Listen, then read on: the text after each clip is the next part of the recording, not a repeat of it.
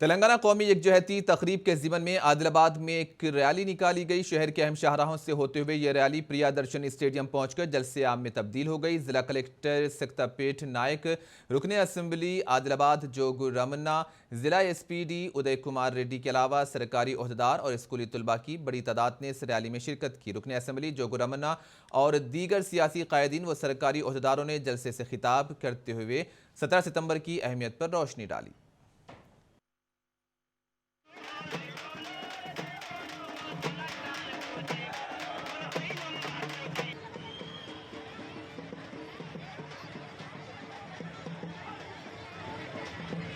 అందరికీ తెలంగాణ జాతీయ సమైక్యత వజ్రోత్సవాల సందర్భంగా శుభాకాంక్షలు.